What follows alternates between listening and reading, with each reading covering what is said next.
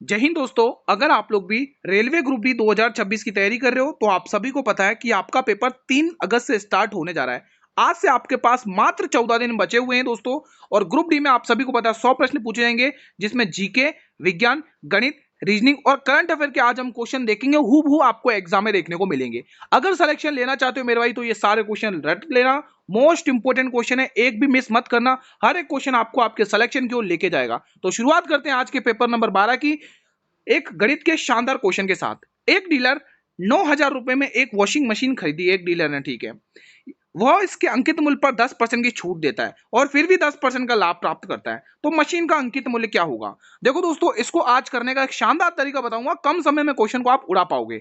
देखो दोस्तों, अगर आप देखेंगे यहाँ पर कि वस्तु का जो प्राइस है वो 9,000 रुपए है। जब 9,000 रुपए प्राइस है वस्तु का, इस 9,000 रुपए पर उसको कितने का प्रॉफिट हुआ, यहाँ पे देखोगे 10% का। तो आप ये कह सकते हो गुरु कि 10% यानी 110 का उसको प्रॉफिट हो चुका है।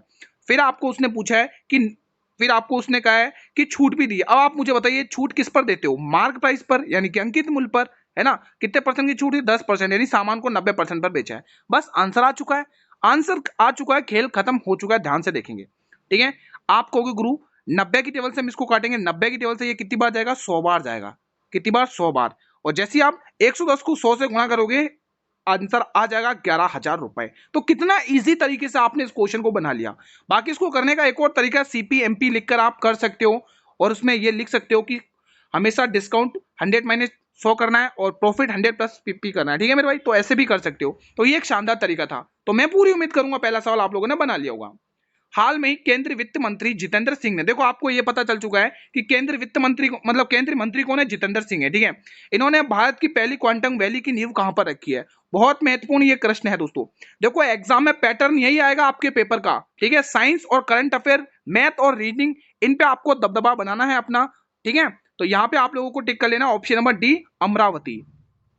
चलिए मेरे भाई अगला क्वेश्चन भी देख लेते हैं। मादा जनन में जब अंडा निषेचित नहीं होता है तो निम्न में से कौन सी प्रक्रिया होती है? बहुत ही महत्वपूर्ण, एक बार फिर से ये क्वेश्चन आपके स्क्रीन पर आता हुआ है। तो यहां पे आप लोगों को टिक कर लेना है रजोधर्म। Option B will be the right answer. ये वाला प्रश्न बताइए। जिस कार्बन अनुरूप में परमाणु षटकोणीय मतलब षटकोणीय परत संरचना में होते हैं, षटकोणीय परत संरचना में होते हैं, जिसमें परतों के बीच दुर्लभ बल होते हैं, मतलब परतों के बीच जो दुर्लभ बल होते हैं उन्हें वो किस प्रकार के होते हैं, ये आपसे पूछा है। तो ये दोस्तों ग्रेफाइट के होते हैं। ऑप्शन नंबर डी आपको यहां से लॉक करना है, ठीक है। देखो अपना स्कोर सभी चेक जरूर करना दोस्तों, ठीक है। जो भी स्टूडेंट दोस्तों इन क्वेश्चन को छोड़ेगा दोस्तों उनको बहुत लॉस होने वाला है। पहले बता दे रहा हूँ, मोस्ट इंपोर्टेंट क्वेश्चन सेलेक्टेड तैयार करता हूं मैं डेली मॉडल पेपर के, ठीक है। ये क्लास डेली इसी टाइम पर आएगी। हाल में ही किस राज्य के पटना पक्षी अभ्यारण्य को रामसर सूची में शामिल किया? ये एग्जाम में आएगा। ध्यान रखना, ये क्वेश्चन एग्जाम में पूरे पूरे चांसेस हैं आने के। तो यहाँ पे आपको यूपी टिक कर लेना। Option number D will be the right answer. अब बहुत सारे ने पटना देख के ऑप्शन ए टिक कर दिया होगा, भाई ऑप्शन डी होगा। अगला प्रश्न, हाल में ही भारतीय वायुसेना ने किस देश के साथ इन सेतु, क्या बोला? इन सेतु एयर एक्सरसाइज की है दोस्तों। बहुत ही महत्वपूर्ण प्रश्न है ये। तो इसका सही जवाब क्या हो जाएगा मेरे भाई? यहाँ पर थाईलैंड आपको टिक कर लेना मेरे भाई। क्या टिक करना है? थाईलैंड, ठीक है। अगला क्वेश्चन, भारत के किस भाग में सबसे पहले मानसून प्रवेश करता है? बहुत ही महत्वपूर्ण क्वेश्चन है भाई। चलिए बताइए, सभी स्टूडेंट को बताना है भारत के किस भाग में सबसे पहले मानसून प्रवेश करता है। देखो यहां पर अगर आप ध्यान से देखोगे तो अंडमान और निकोबार द्वीप समूह करना है, लेकिन अब बहुत सारे सोच रहे हो केरल है। भाई पहले ध्यान से सुनो, अंडमान निकोबार द्वीप समूह में दोस्तों जो मानसून प्रवेश करता है वो 20 से 22 मई के बीच में प्रवेश करता है। 20 से 22 मई के बीच में प्रवेश करता है दोस्तों, ठीक है। आपको जब पूछे ना किस भाग में, तो आपको क्या टिक करना है? अंडमान निकोबार द्वीप समूह में। लेकिन जब आपको दोस्तों पूछे मुख्य भूमि पूछेगा ना दोस्तों, अगर आपको यहाँ पर ये पूछ ले कि गुरु मुख्य भूमि पर बता दो सबसे पहले कहां पर प्रवेश करता है, तो मुख्य भूमि पर आपको केरल टिक करना है मेरे भाई। क्या टिक करोगे मेरे भाई? केरल। क्या टिक करोगे? केरल। और कब? केरल में भी जून से स्टार्ट होता है भाई, 21 जून के बाद, ठीक है। तो ये चीजें आप लोग ध्यान में रख सकते हो। अगला क्वेश्चन देखेंगे, आपकी स्क्रीन पर है। प्रायद्वीपीय भारत की निम्न में से किन किन नदियों का उद्गम क्षेत्र अमरकंटक की पहाड़ियों से है?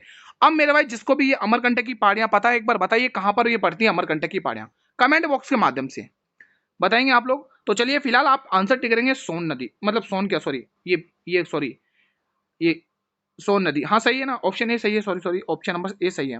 वेट वेट वेट, हाँ ऑप्शन ए सही है। सोन, माही और नर्मदा, इन ये तीनों दोस्तों अमरकंटक की पहाड़ियों से निकलती है। अब आप कहोगे गुरु महानदी तो छत्तीसगढ़ के सिहावा से निकलती है। मेरे भाई महानदी की जो जो प्रमुख दोस्तों जो सहायक नदियां हैं उनका फैलाव दक्षिणी मतलब कि अमरकंटक की पहाड़ियों से है मेरे भाई। तो इसीलिए दोस्तों अमरकंटक की पहाड़ियों से ही इनका इसको इंक्लूड किया जाएगा। ठीक है मेरे भाई, समझ गए अच्छे से। अगला प्रश्न सॉल्व करते हैं। देखो रीजनिंग का बहुत ही प्यारा सा क्वेश्चन है, बताइए इसका सही जवाब क्या होगा, कितने स्टूडेंट इस सवाल को बना पाएंगे। अगर आप देखोगे दोस्तों यहाँ पे y है, यहाँ पर g है, यहाँ पर m है, यहाँ पर g है। अगर देखोगे दो इकाई अंक सेम है तो एक काम करते हैं, हम एक बार ट्राई कर लेते हैं क्या बन रहा है, यहाँ पर देख लेते हैं। ठीक है, तो ये 15 से 26 दिख रहा है आप लोगों को, कितना प्लस हो रहा है, प्लस 16 दिख रहा है गुरु, प्लस 16 यहाँ पर भी हो रहा है, प्लस 16 ही हो रहा है ना, 15 और ये 26 पे 10 25 26। ठीक है, यहाँ पर कितना प्लस हो रहा है, यहाँ 26 है और वहां 11 है दोस्तों। 26 और 11 भी आप देखोगे, 26 और ये 11 कितने का अंतर दिख रहा है मेरा, 15 का अंतर दिख रहा है। यानी कि यहाँ पर क्या हो रहा है, -15 हो रहा है, -15 हो रहा है। फिर यहाँ पर भी देख लो, ये 11 पे और वो 22 पे, 11 पे ये 22 पे, यहाँ पर -11 हो रहा है। देख पा रहे हो ना कितने का अंतर आ रहा है। देखो पहले प्लस, फिर 15, फिर अब अगला नंबर क्या आएगा 11 में से, और कम कम होते जा रहा है ना। हाँ, तो 11 में से आपको कितना और कम कर लेना है। ठीक है, 4 और करूंगा तो यहाँ पे 7 आना चाहिए। क्या आना चाहिए, 7 आना चाहिए, यहाँ प्लस होना। हाँ, तो अब क्या आएगा, 7 आएगा, क्या आएगा 7। ठीक है दोस्तों, यहाँ पे +7 आएगा। अब 22, हाँ +7 ही आएगा ना, कि कुछ अलग हुआ लॉजिक। एक मिनट रुको, कुछ अलग लॉजिक लगाते हैं, वेट 1 मिनट, एक अलग लॉजिक लगाते हैं, रुको रुको, पहले वर्ड से अपन चेक करके देखते हैं। 10 और 21, 10 और 21 +11 यहाँ देखने को मिला है। फिर 21 से 6, 21 से 6 हो गया भाई, +11 यहाँ पर भी देखने को मिला है। फिर यहाँ पर भी देखो 6 और 17 +11 यहाँ पर भी देखने को मिला है। तो 17 में +11 कर लो, 17 में आप +11 कर लो, कितना आएगा 8 और ये 28, 28 यानी बी, यानी आंसर बी से स्टार्ट होगा। तो सभी बी से दे रखे, कोई दिक्कत नहीं है। ठीक है, और अगर आप देखोगे यहाँ पे 21 से 6, 21 से 6 हुआ है। ठीक है, 21 से 6 यानी +11 यहाँ पर भी, फिर यहाँ पर भी देखोगे +11 यहीं पर भी है। ठीक है, और 17 से बी, 17 से बी यहाँ पर कितना हो रहा है।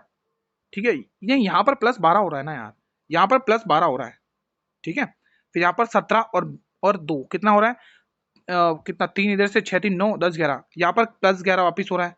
फिर अगला नंबर क्या +12 आएगा क्या, यहाँ पर भी +12 है। अब अगला नंबर दोस्तों +11 होगा, क्योंकि देखो यहाँ पे +11 है, फिर +12 फिर अगला नंबर +11 होगा। तो 2 में +11 कर लो, 13 आएगा, और 13 में यानी बीच वाले में 13 आएगा, 13 मतलब m, तो बीच में जहां पर भी m है वो हमारा आंसर होगा। ठीक है, option number D will be the right answer. चलिए अगला क्वेश्चन, शानदार था, ये वाला क्वेश्चन सॉल्व करेंगे। ये वाला बताइए, क्वेश्चन कह रहा है कि हाल में ही भारत और किर्गिस्तान के बीच संयुक्त सैन्य अभ्यास खंजर, ये कहां पर शुरू हुआ है। बहुत ही प्यारा सा क्वेश्चन है।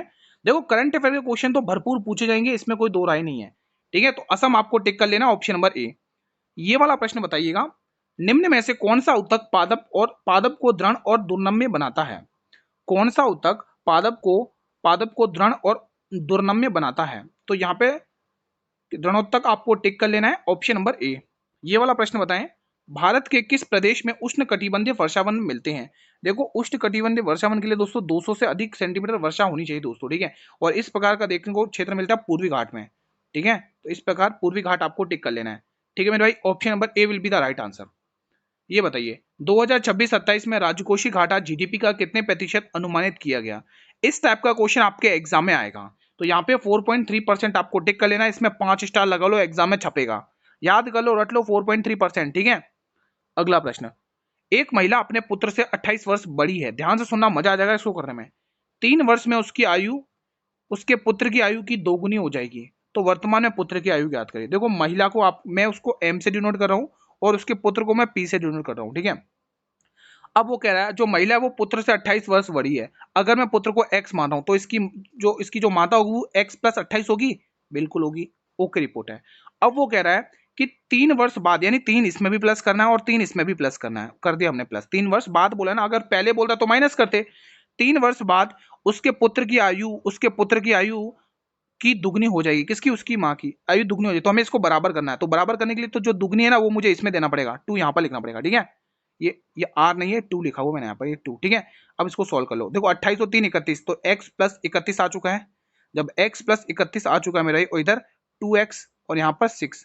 अब आपको पता है गुरु, ये प्लस का 2 इसमें से माइनस हो जाएगा तो x बचेगा, x, और ये प्लस का चाहे 31 में गया तो कितना बचेगा 25, तो x का मान 25 आ चुका है। हमें वही तो पूछा है, क्या आपको वही पूछा है क्या, बताइए। अब आपको क्या पूछा उसने, आपसे कहा है कि उसके पुत्र की वर्तमान आयु ज्ञात करिए। तो हमने उसके पुत्र की वर्तमान आयु क्या मानी थी, एक्स मानी थी। कितनी मानी थी, एक्स मानी थी। तो एक्स का ही मान आया है। अब आप मुझे उसके माँ की वर्तमान आयु निकाल के बताइए कमेंट बॉक्स के माध्यम से। उसके मम्मी की वर्तमान आयु निकाल के बताइए कमेंट बॉक्स के माध्यम से। अगला प्रश्न, भारतीय संविधान के किस अनुच्छेद में गोवध गोवध गोवध का मतलब गायों की हत्या निषेध यानी मना राज्य के नीति निर्देशक तत्व का एक भाग है। मतलब आपको आर्टिकल पूछ रहा है इनडायरेक्टली, ठीक है। तो यहाँ पे आर्टिकल 48 आपको टिक कर लेना है मेरे भाई, ऑप्शन नंबर सी। चलिए अगला क्वेश्चन। भाई आप सभी से छोटी सी एक रिक्वेस्ट है, आप सभी से छोटी सी रिक्वेस्ट है, अगर आप लोगों ने अभी तक चैनल को सब्सक्राइब नहीं किया, चैनल को सब्सक्राइब करके रख लो, क्योंकि हर एक नई वीडियो का नोटिफिकेशन यूट्यूब सबसे पहले आपको ही भेजेगा जब आप उस बेल नोटिफिकेशन को प्रेस कर लोगे। पादप कोशिका भित्ति का प्राथमिक अवयव क्या है मेरे भाई, तो याद रखना पादप कोशिका भित्ति का जो प्राथमिक अवयव रहेगा मेरे भाई सेलुलोज, आपको टिक कर लेना है, ठीक है। ये प्रश्न बताइए, दी गई श्रृंखला में प्रश्न चिन्ह के स्थान पर क्या आएगा मेरे भाई। यहाँ पर +14 देखने को मिल रहा है, ओके रिपोर्टे गुरु। यहाँ पर +15 देखने को मिल रहा है, ओके रिपोर्टे गुरु। यहाँ पर देखोगे तो +16 देखने को मिलेगा, 6 में से 5, हाँ +16। फिर अगला नंबर देखो 14, 15, 16, अगला नंबर 17 होगा, यानी इकाई अंक 8 आएगा। जब इकाई अंक 8 आएगा तो 2 ऑप्शन तो वैसे ही गए, ठीक है। जब आप 71 में 7 प्लस कर लोगे तो कितना आंसर आएगा आप लोगों को पता चल चुका होगा, ऑप्शन नंबर बी। इजी था। ये बताइए, कौटिल्य के अर्थशास्त्र में सीता शब्द का अर्थ क्या था। शानदार क्वेश्चन है भाई, जब इस टाइप के क्वेश्चन आते हैं ना स्टूडेंट को छोड़ने पर मजबूर होना पड़ता है। ये वही क्वेश्चन कर पाएंगे, वही स्टूडेंट कर पाएंगे जिन्होंने डीप में पढ़ाई करी है। तो ये ध्यान रखना, जो सीता का मतलब वो क्या है, राज्य की भूमि से प्राप्त आय। क्या टिक करोगे, राज्य की भूमि से प्राप्त आय। अगला प्रश्न देख लेते हैं, बहुत ही शानदार क्वेश्चन है। ये बताइए, निम्नलिखित में से कौन सा अभिलेख अशोक के स्वयं को, वो कौन सा अभिलेख है जिसमें अशोक ने स्वयं को मगध का सम्राट कहा है भाई, कि मैं मगध का सम्राट हूं। ये हमें किस अभिलेख से जानकारी मिलती है मेरे भाई, तो याद रखना जयपुर के बैराड़ में स्थित है मेरे भाई भाबरू शिलालेख। क्या ध्यान रखोगे, भाबरू शिलालेख, option number C will be the right answer. क्या मैं आपसे एक क्वेश्चन पूछ सकता हूं, तो मेरा क्वेश्चन मेरे भाई ये है, आप मुझे कलिंग का युद्ध, ये जो कलिंग का युद्ध है वो अशोक के कौन से शिलालेख में वर्णित है, कलिंग युद्ध एक बार मुझे बता देंगे। बाकी कलिंग युद्ध तो आपको पता ही है 261 में होता, अशोक और राजा पुरस के बीच में हुआ था मेरे भाई, ठीक है। ये वही युद्ध था दोस्तों जिसने अशोक के पूरे जीवन को ही बदल दिया था, 261 बीसी में हुआ था मेरे भाई, ठीक है। उस समय कलिंग की तोसली राजधानी हुआ करती थी, ठीक है मेरे भाई, ओडिशा वाला क्षेत्र। तो आप मुझे एक बार जल्दी से बताइए कि कलिंग युद्ध अशोक का किस शिलालेख में वर्णित है। प्रकाश के प्रकीर्णन की घटना सबसे पहले डैश द्वारा स्पष्ट किया गया था। बहुत ही प्यारा सा क्वेश्चन है। चलिए बताइए इसका सही जवाब क्या होगा, तो सही जवाब क्या होगा, आइजैक न्यूटन। टिक कर रहे हो क्या आप लोग, अगर आप टिक कर रहे हो तो बिल्कुल सही कर रहे हो, ठीक है। अगला प्रश्न भी देख लेते हैं, हाल में ही वर्ल्ड गवर्नेंस समिट 2026 कहां पर हुआ है। बेहतरीन क्वेश्चन एक बार फिर से आपके स्क्रीन पर है। तो यहाँ पे आपको ऑप्शन ए टिक कर लेना है, दुबई यूएई, ठीक है। देखो मैं अपना पूरा 100% आपको समर्पित करता हूँ, डेली मेहनत करता हूँ आप लोगों के लिए, बेस्ट कंटेंट दूंगा।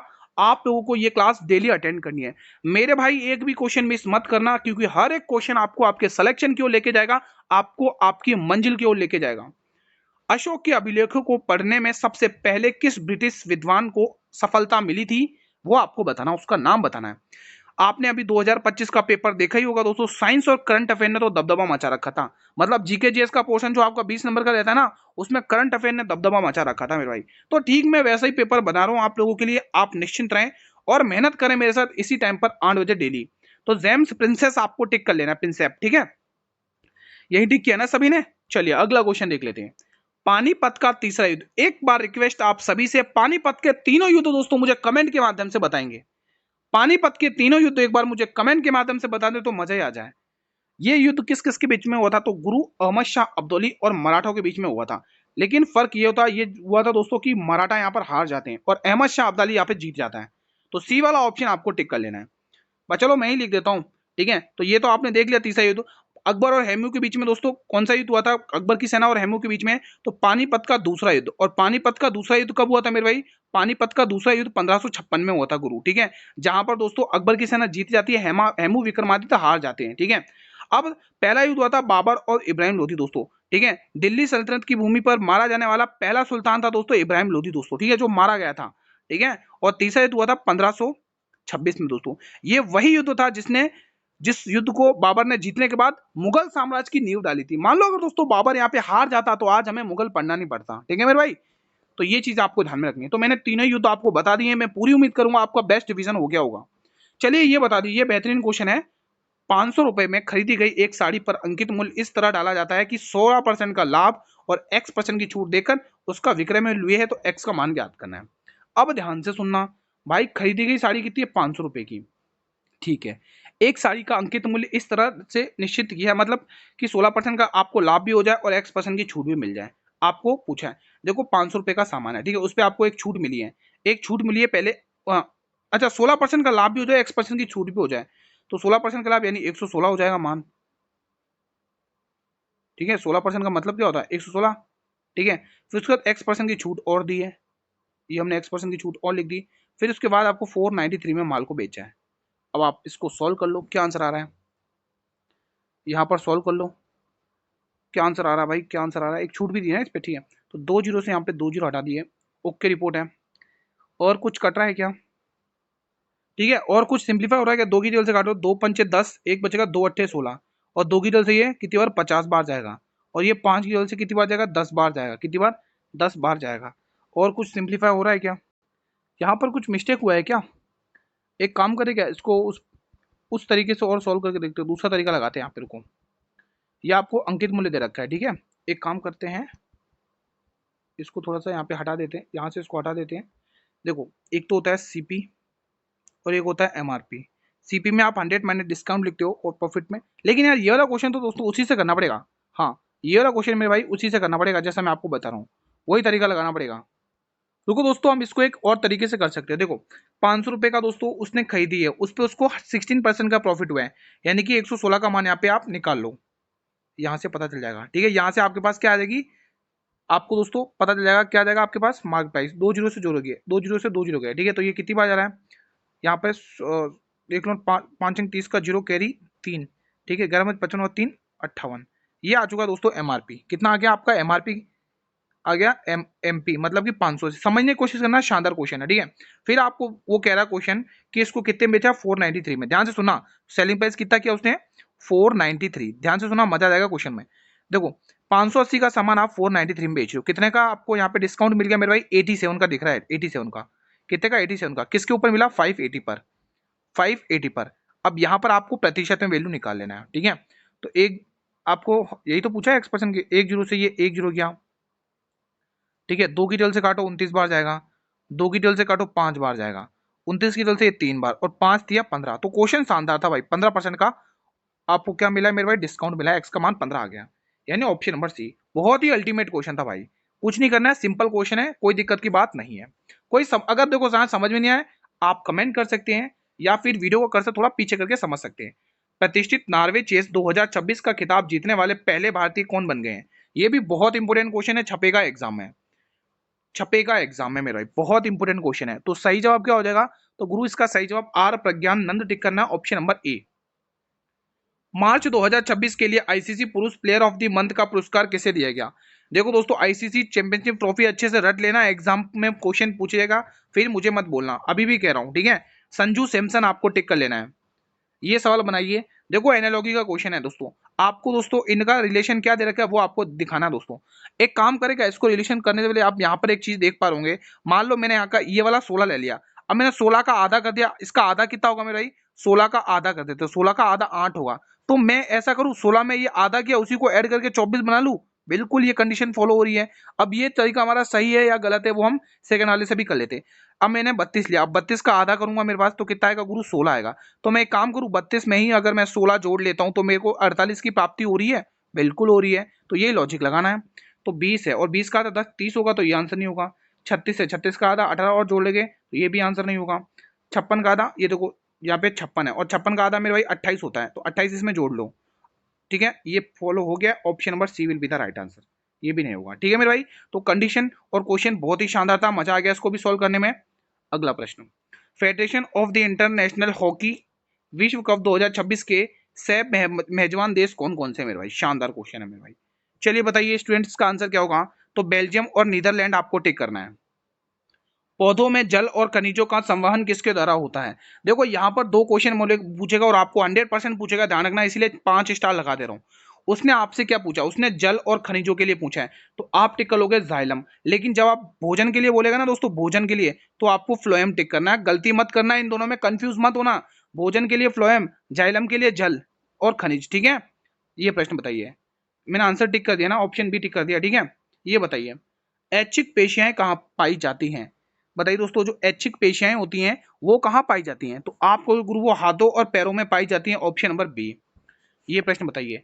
ए 6 मिनट में 12 पेज टाइप कर सकता है, बी 12 मिनट में 6 पेज टाइप कर सकता है। एक साथ काम करते हुए 32 मिनट में वे कितने पेज टाइप करेंगे?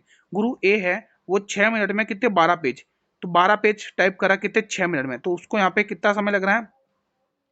6 दूनी 12, इसकी क्षमता 2 आ रही है। यहाँ पर बी की क्षमता देखो, बी की क्षमता चेक करते हैं। वो 6 पेज टाइप कर सकता है, वो भी 12 मतलब 12 मिनट में 6 टाइप कर सकता है। तो 6 टाइप कर सकता है कितने मिनट में? 12 मिनट में। तो यहाँ पर भी देखो इसकी क्षमता 1/2 आ रही है। कितनी आ रही है? 2 आ रही है। तो हम क्या करें, इन दोनों की क्षमता ऐड कर हम समय से मल्टीपल कर देते तो उसका टोटल मतलब कितने कर सकेंगे काम वो पता चल जाएगा। तो देखो दोस्तों, यहाँ पर 2 थी, अब यहाँ पर 1/2 हो चुकी है। तो इनका एलसीएम लेके आप कर सकते हो। 2 दूनी 4, 4 5/2, तो इनकी क्षमता 5/2 हो गई। अब काम कितने मिनट में? भाई 32 मिनट में करवाना है। कितने? 5/2 की क्षमता से, तो आपको पता चल जाएगा टोटल काम। ठीक है, तो 2 की टेबल से काट लो 16 बार और 16 पंचे 80, तो ये 80 पेज टाइप कर सकेंगे, ऑप्शन नंबर डी। बहुत ही शानदार क्वेश्चन था, समझ में ना आए तो आप कमेंट के माध्यम से जरूर बताना। ठीक है, ये बताइए निम्नलिखित में से कौन सा एक उभयचर नहीं है? उभयचर पूछा मेरे भाई, तो यहाँ पे आप लोगों को केंचुआ क्या सॉरी कछुआ टिक कर लेना है। क्या टिक करोगे? कछुआ। नाइट्रोजन चक्र में नाइट्रोजन का स्थिति क्या स्थिरीकरण करने वाले जीवाणु कहाँ पाए जाते हैं? बेहतरीन क्वेश्चन है। पाए जाते हैं कहाँ? ये पाए जाते हैं दलहन यानी कि पौधों की जड़ों में पाए जाते हैं, ऑप्शन नंबर डी। मृदुतक क्या बोला है? मृदुतक उत्तकों जो प्रकाश संश्लेषण का कार्य करते हैं उन्हें क्या कहते हैं? बेहतरीन क्वेश्चन है भाई। क्लेरेन कायमा कहते हैं कि क्लोरेन? क्या कहोगे बताओ, क्या कहोगे आप लोग? क्लोरेन कायमा कहेंगे गुरु, ऑप्शन नंबर बी। ये प्रश्न बताइए।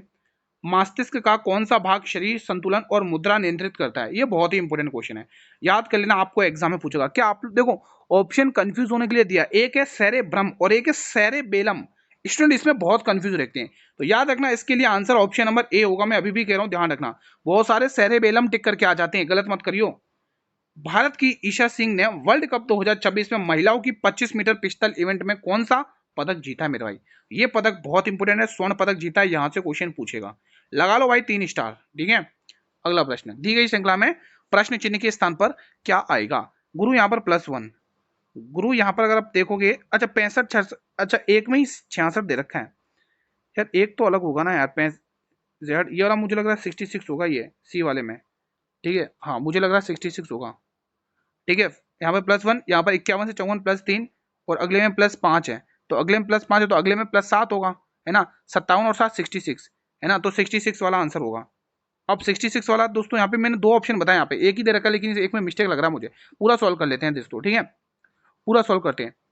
15 से 18 +3, 18 से 21 +3, 21 से 24 +3, 24 और 3 ए से स्टार्ट होगा और 66 पर खत्म हो रहा है, यानी ऑप्शन नंबर बी दिख रहा है।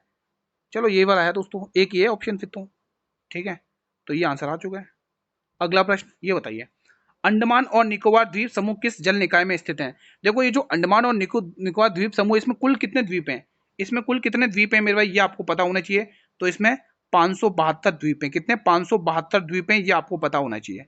और एक और क्वेश्चन यहाँ पे पूछ लिया जाता है, आप मुझे ये बताइए इसकी हाईएस्ट पिक कौन सी है, ऊंचाई, इसकी चोटी कौन सी है, हाईएस्ट चोटी, सबसे ऊंची चोटी कौन सी है? इसकी चोटी यहाँ पर है सैंडल पिक। याद रखो सैंडल पिक बहुत पूछी जाती है, सैंडल पीक। ठीक है मेरे भाई, तो ये बेसिक क्वेश्चन है, ध्यान रख सकते हो। तो ये दोस्तों क्या करती है, ये कहां पर अवस्थित है? इसकी लोकेशन बंगाल की खाड़ी में। ठीक है मेरे भाई, ये प्रश्न बताइए, 10 डिग्री चैनल किसको अलग करता है? ये तो बड़ा ही शानदार और इजी क्वेश्चन कर लिया होगा आप लोगों ने। अंडमान को निकोबार से अलग कर देता है। ठीक है, 10 डिग्री चैनल, कोई दिक्कत? कोई दिक्कत तो नहीं है। भारत को श्रीलंका से कौन सा वो अलग करता है? पाक जल डमरू मध्य, यहाँ पे टिक कर लो, पाक यहीं पे लिख दो, पाक जल डमरू मध्य, पाक जल डमरू मध्य। ठीक है मेरे भाई, हाँ। अब एक क्वेश्चन पूछूं, लक्षद्वीप को मिनिकॉय से कौन सा चैनल अलग करता है? कोई मुझे बता सकता है? अगला प्रश्न ये बताइए, संविधान संशोधन विधेयक संसद के किसी सदन में पेश किया जा सकता है? किस सदन में पेश कर सकते हैं मेरे भाई, बताइए किस किस को इसका आंसर पता है? बहुत ही इंपॉर्टेंट क्वेश्चन है मेरे भाई। केवल लोकसभा में? भाई ये तो गलत हो जाएगा, केवल लोकसभा में नहीं, ना ही केवल राज्यसभा में, तो फिर आंसर क्या होगा? आंसर होगा संसद के किसी भी सदन में आप पेश कर सकते हो। ठीक है, तो यहां से आपको ये क्वेश्चन टिक कर लेना है। फिलहाल मेरे भाई आज का सेशन में यहीं पर वाइंड अप करता हूं। बताइए कैसा रहा आपका आपका मॉडल पेपर, ईमानदारी से बताइए अगर चीजें क्लियर है मेरे भाई। एक ही रिक्वेस्ट है आप सभी से, वीडियो को लाइक और शेयर करके मुझे रेस्पॉन्स तो कर दो। भाई रेस्पॉन्स तो कर दो भाई, सभी से रिक्वेस्ट है। वीडियो को शेयर जरूर करो, फेसबुक, व्हाट्सअप, इंस्टाग्राम, जहां तक आप शेयर करना चाहते हो मेरे भाई, ज्यादा से ज्यादा स्टूडेंट तक शेयर करो। अच्छा वॉच टाइम आएगा तो ये सीरीज में आपके एग्जाम तक कंटिन्यू रखिएगा। और मैं यकीन माने दोस्तों, अगर आप एग्जाम तक देख लेते हो मेरे भाई, तो आपका सिलेक्शन सुनिश्चित है मेरे भाई, ठीक है। और हाँ, एक और रिक्वेस्ट है छोटी सी, अगर चैनल पर नए हो तो चैनल को दोस्तों सब्सक्राइब जरूर करो भाई। आप जब सब्सक्राइब कर लोगे, नोटिफिकेशन बेल को प्रेस कर लोगे, तभी तो आपको हर एक नई वीडियो का नोटिफिकेशन मिलेगा सबसे पहले, ठीक है। 2025 में भी मैंने बहुत पढ़ाया दोस्तों, उसमें भी काफी स्टूडेंट का सेलेक्ट हुए दोस्तों, काफी क्वेश्चन हमारे मॉडल पेपर से ही आए, क्योंकि मॉडल पेपर बहुत प्रसिद्ध रहते हैं हमारे चैनल के ग्रुप डी के एग्जाम के लिए। तो आप उन मॉडल पेपर को सारा देख लीजिए दोस्तों, ठीक है। पीडीएफ, रही बात पीडीएफ, वो पीडीएफ आपको टेलीग्राम चैनल पर मिल जाएगी, जिसका लिंक मैंने इसी वीडियो के डिस्क्रिप्शन बॉक्स में दे रखा है। कोई भी डाउट हो, किसी भी क्वेश्चन से रिलेटेड, बेझिझक होकर कमेंट बॉक्स में पूछिए। मिलते हैं एक और नए मॉडल पेपर में, तब तक के लिए जय हिंद, जय भारत।